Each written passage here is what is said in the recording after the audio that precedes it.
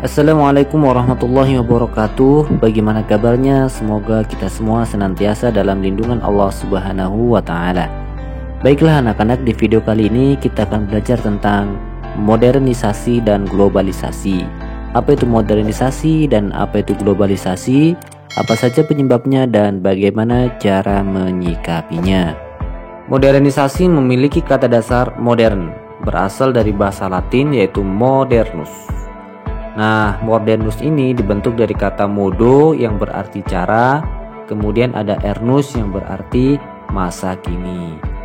Modernisasi ditandai dengan adanya perubahan masyarakat yang sedang memperbarui dirinya dan berusaha mendapatkan ciri-ciri yang dimiliki oleh masyarakat modern masa kini. Modernisasi terjadi karena adanya kemajuan di berbagai bidang, ya, seperti di bidang ilmu dan teknologi, kemudian kemajuan di bidang transportasi, komunikasi, dan lain sebagainya. Nah, karena kondisi modernisasi ini, maka hal ini turut mempengaruhi terjadinya globalisasi. Lalu berikutnya, apa yang dimaksud dengan globalisasi? Globalisasi adalah proses mendunianya suatu hal, sehingga batas antar negara menjadi hilang. Globalisasi didukung oleh berbagai macam faktor seperti perkembangan teknologi, kemudian transportasi, ilmu pengetahuan, telekomunikasi, dan lain sebagainya yang kemudian mempengaruhi pada perubahan berbagai macam aspek kehidupan dalam masyarakat. Nah, globalisasi ini timbul karena adanya modernisasi dari masyarakatnya.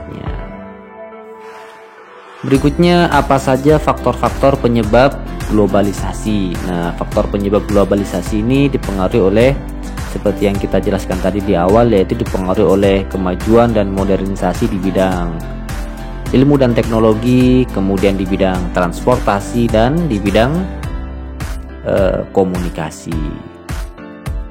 Berikutnya kita akan belajar tentang bentuk-bentuk modernisasi. Yang pertama ada modernisasi di dalam bidang ekonomi.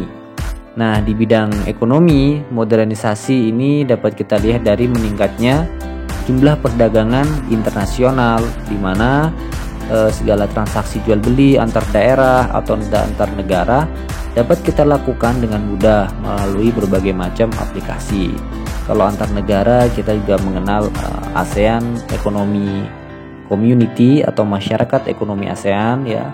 Kemudian kalau di dalam negeri, antar daerah, kita beli sesuatu nggak perlu ke pasar, ke minimarket, kalau sebagainya, cukup dengan aplikasi seperti Shopee, Tokopedia, Lazada, dan lain sebagainya. Kemudian aspek di bidang sosial dan budaya. Nah, dalam aspek sosial budaya ini dapat kita lihat dari proses masuknya nilai, kemudian norma-norma, cara hidup, hingga praktik kebudayaan secara terintegrasi dalam kehidupan masyarakat. Hal ini merujuk kepada berbagai perilaku masyarakat yang tengah dipengaruhi oleh budaya global. Contohnya seperti alat canggih milik petani. Dulu di era tradisional, para petani membajak sawah pakai sapi, kerbau. Nah, di era modern, seiring dengan perkembangan zaman dan kemajuan teknologi, para petani sudah bisa membajak sawah dengan traktor atau alat-alat bantu yang lainnya. Kemudian di bidang sosial budaya ini seperti contohnya masuknya budaya-budaya asing ke Indonesia seperti K-pop, kemudian Japanese style atau musik-musik Amerika Serikat, seperti itu. Dan itu semua memiliki pengaruh bagi generasi muda secara sosial maupun budaya. Kemudian berikutnya adalah modernisasi di bidang politik.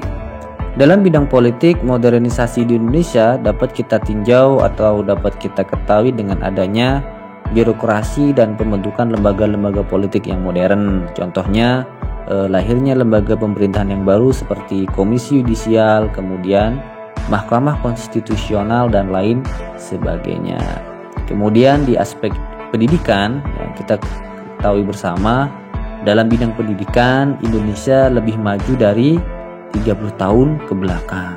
Nah, modernisasi pendidikan dilakukan oleh pemerintah dengan cara terus memperbaiki kinerja guru dan dosen. Demi apa? Demi tercapainya kemajuan di bidang ilmu dan teknologi. Nah, lalu dengan adanya modernisasi ini yang mengakibatkan globalisasi, kira-kira apakah ada dampaknya? Tentu ada, karena segala sesuatu itu pasti memiliki dampak, baik itu dampak positif maupun dampak secara negatif. Nah, apa saja dampak positifnya, kemudian apa saja dampak negatifnya? Nah, mari kita simak berikut ini. Yang pertama dari dampak positif dulu. Dampak positif dari globalisasi ini yaitu satu, masyarakat antar negara sudah dapat berinteraksi lebih mudah dengan kemajuan teknologi. Cukup dengan WhatsApp, kemudian Instagram, YouTube, kita sudah bisa mengetahui masyarakat yang ada di luar negara. Kemudian meningkatnya perdagangan internasional dan kegiatan wisata ke luar negeri menjadi lebih mudah karena kemajuan dan modernisasi di bidang transportasi. Kemudian yang ketiga, pengembangan ilmu pengetahuan yang semakin pesat. Kemudian yang keempat, penyebaran informasi yang tidak dibatasi oleh jarak dan negara. Oke, jadi di zaman sekarang itu seiring dengan perkembangan informasi, teknologi, kita lebih tahu tentang apa sih yang terjadi di negara-negara lain. Berita tentang negara lain kita dengan mudah dapat kita dapatkan. Itu untuk dampak positifnya. Kemudian ada juga dampak negatifnya.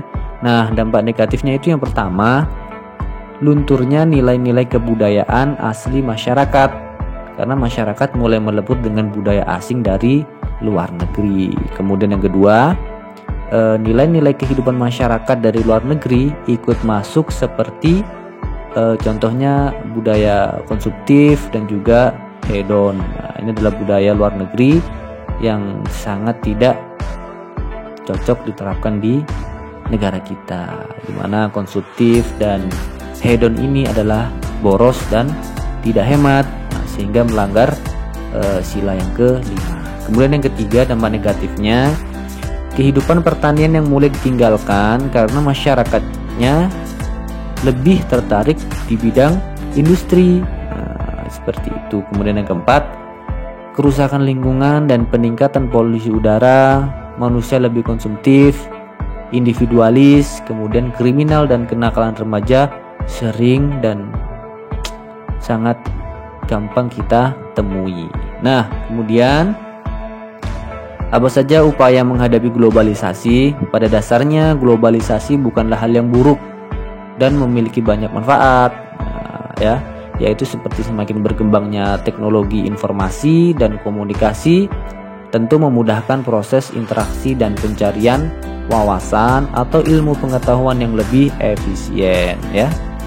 Cara paling penting untuk menghadapi globalisasi adalah mengatur cara berpikir agar tetap kritis dalam menerima berbagai informasi dari media massa, sehingga tidak menghilangkan nilai budaya dan adat istiadat yang kita miliki. Mempelajari budaya asing menjadi salah satu hal yang penting untuk dilakukan dan dipelajari. Namun harus tetap disaring untuk mencegah hilang atau pudarnya budaya kita yang kita cintai dan kita miliki bersama ini. Beberapa upaya menghadapi globalisasi dapat dicontohkan dengan tetap mencintai produk-produk dalam negeri, mengembangkan usaha mikro, meningkatkan pemanfaatan sumber daya alam nasional, dan yang paling penting adalah mencintai keberagaman yang Indonesia punya. Nah, jadi seperti itu ya. Kita memang hidup di era globalisasi, kita hidup di era modernisasi. Globalisasi ada karena modernisasi, ya. Kita harus bisa membagi waktu, kemudian bisa memilah dan memilih mana yang baik untuk kita dan apa yang harus kita tinggalkan. Baiklah anak-anakku, mudah-mudahan bisa dipahami. Tetap semangat, jangan lupa untuk like, komen, dan subscribe video ini jika menurut kalian bermanfaat. Wassalamualaikum warahmatullahi wabarakatuh.